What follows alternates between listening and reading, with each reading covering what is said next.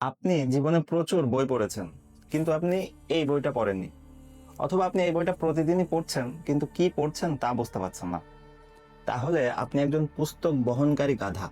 না, এই কথাটা আমার না, এই দাবিটা এই বই করছে। এটি এমন একটা বই যা পৃথিবীর সমস্ত বইয়ের থেকে ভিন্ন, এবং সব থেকে মজার ব্যাপার, এর প্রত্যেকটা আয়াত এক একটা বাণী। আর এই বইটা পৃথিবীর বেশিরভাগ মানুষই পড়েনি।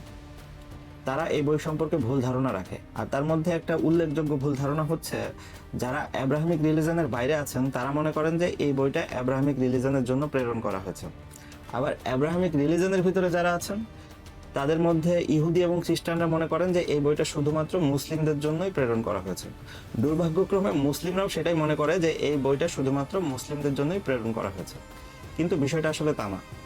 এই বইটা দাবি করে যে এটি পুরো মানব জাতির জন্য প্রেরণ করা হয়েছে। আপনাদের ভিতরে অনেকেরই ধারণা আছে যে এই বইটা পড়তে হলে পরে আমাদেরকে আরবি জানতে হবে, কিন্তু এটাও একটা ভুল ধারণা। বর্তমান পৃথিবীতে এই বইটা পৃথিবীর বিভিন্ন ভাষায় অনুবাদ করা হয়েছে, তাই এটা পড়ার জন্য আপনাকে আরবি জানতে হবে, বিষয়টা এরকম না।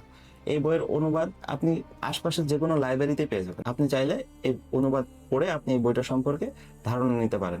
আর এটি এমন একটি বই যা পুরো মানব জাতিকে চ্যালেঞ্জ করেছে যে তার একটি আয়াত যেন পুরো মানব জাতি মিলে, বা তার কাছাকাছিও কোনো একটা আয়াত যেন পুরো মানব জাতি মিলে তৈরি করার চেষ্টা করে।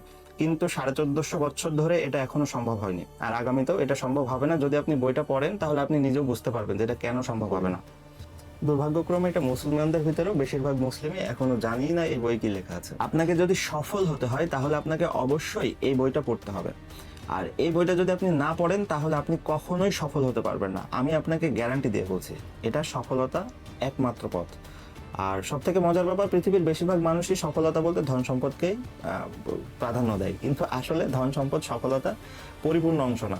এটা সফলতার হয়তো কিছু একটা অংশ হতে পারে, কিন্তু সফলতার পরিপূর্ণতা আসে যখন ধন সম্পদ এবং সুখ শান্তি সবগুলো একসাথে পাওয়া যায়। তো পৃথিবীতে প্রত্যেকটা মানুষেরই সমস্যা আছে, প্রত্যেকটা মানুষ কোনো না কোনো প্রবলেমের ভিতর দিয়ে যাচ্ছে, কিন্তু তাদের প্রবলেমের সমাধান এই বইয়ের ভিতরেই আছে, অথচ আমরা এই বইটা পড়ছি না। এটা আমাদের সত্যি মানব জাতির জন্য দুর্ভাগ্য। এই বইটা আমাদের প্রতিদিনের পড়ার একটি বই, অথচ আমরা প্রতিদিন এই বইটা থেকে নিজেদেরকে কত দূরে রাখা যায় সেই চেষ্টায় ব্যস্ত আছি। এবং একটা এজেন্ডা মানুষের ভিতরে কাজ করছে যে তারা শুধুমাত্র মানুষকে এই বই থেকে বিরত রাখতে চায়, কারণ তারা চায় না আপনি সফল হন। তাই সবার কাছে অনুরোধ থাকবে, যারা আসলে পৃথিবীতে সফলকাম হতে চাচ্ছেন তারা অন্তত পক্ষে একবার হলেও এই বইটা পড়েন। এটা আমি আপনাদের কাছে স্পেশালি রিকোয়েস্ট করছি। ধন্যবাদ।